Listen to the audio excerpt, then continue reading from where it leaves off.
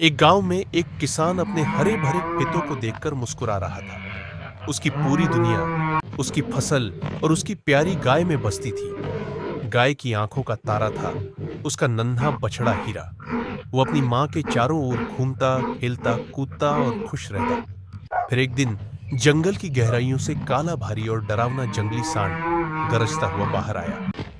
पलक झपकते ही उसने किसान की बरसों की मेहनत उसकी लहलहाती फसल को रौंद दिया। जब वह लौटने लगा, उसकी नजर हीरा पर पड़ी। वो उसकी तरफ झपटा, लेकिन हीरा की मां बिजली की तरह उसके सामने आ गई। जंगली सांड ने अपने तेज सींग से हीरा की मां की एक आंख घायल कर दी और उसे तड़पता छोड़ जंगल की तरफ लौट गया। हीरा अपनी मां के पास बैठ गया। उसकी आंखों से आंसू बहने लगे। उसी पल उसने मन ही मन ठान लिया, मैं बदला जरूर लूंगा। दिन बीतते गए, साल बदलते गए।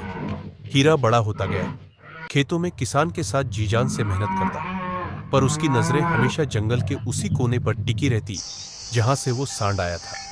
समय के साथ हीरा एक ताकतवर और बहादुर सांड बन गया। उसके तेज नुकीले सींग और मजबूत शरीर उसकी ताकत की कहानी कहते थे। और एक दिन वही काला सांड फिर से लौटा। हीरा ने एक पल भी गवाए बिना उस पर हमला कर दिया। उसने अपने सींग उस सांड के शरीर में घुसा दिया। सांड जमीन पर गिर पड़ा। हीरा ने उसे संभलने का मौका तक नहीं दिया। उसने अपने भारी पैरों से उस पर बार बार वार किए। हर वार में अपनी मां के हर आंसू का हिसाब चुकाता गया। आखिर में हीरा ने एक जोरदार वार सांड की आंख पर किया।